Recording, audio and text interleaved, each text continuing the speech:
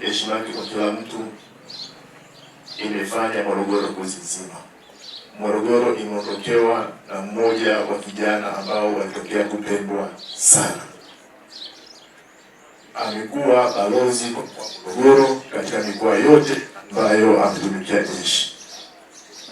Hata nyakati ambazo amekutana na changamoto, nilipata kumfahamu Richard kwenye nyakati ambazo alikutana na changamoto.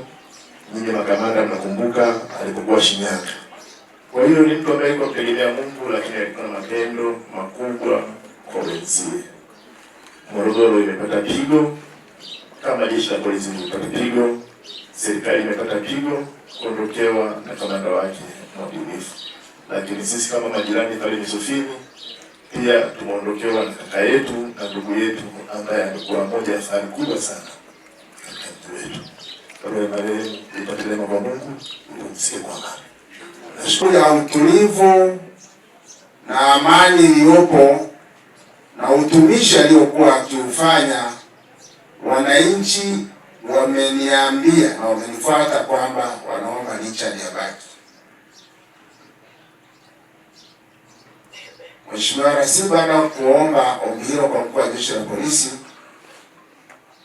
afande akakubali na akasitisha uhamisho wa Richard ambao aendelee kuhudumu katika mkoa wa Tabora. Afande mkuu wa jeshi la polisi anasema ni miongoni mwa makamanda ambao alikuwa naamini wanatoa huduma na kutekeleza maelekezo kama ambavyo wamekuwa wakituelekeza kufanya kazi, tenda kwa nidhamu, haki, weledi na uadilifu. Richard alikuwa miongoni mwao. Kwa niaba ya wenzangu maafisa tuliopo hapa, wakaguzi, askari, wale wote ambao mlihudumu pamoja na mwenzetu huyu, pamoja na shuhuda mbalimbali ambazo tumezisikia kutoka kwa viongozi wa kiroho, wananchi, majirani, maafisa wa polisi ambao wamehudumu pamoja na Richard Yabwao na makamanda tulioko hapa, tunasema poleni sana. Kamishna msaidizi mwandamizi wa polisi Richard George Yabwao, wakati wa utumishi wake jeshini alishika madaraka mbalimbali kama ifuatavyo: kuwa mkuu wa kituo cha polisi Nyamwaga, mkoa wa kipolisi Tarime Rorya mwaka 2009; kuwa mkuu wa polisi wilaya ya Nyamwaga, mkoa wa kipolisi Tarime Rorya mwaka 2010; kuwa afisa mnadhimu namba 2 mkoa wa Shinyanga mwaka 2011; kuwa mkuu wa polisi wilaya ya Kishapu mkoa wa Shinyanga mwaka 2012;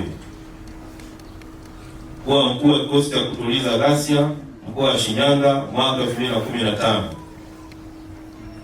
kuwa kamanda wa polisi mkoa wa Shinyanga mwaka 2018; kuwa kamanda wa polisi mkoa wa Simiyu mwaka 2020;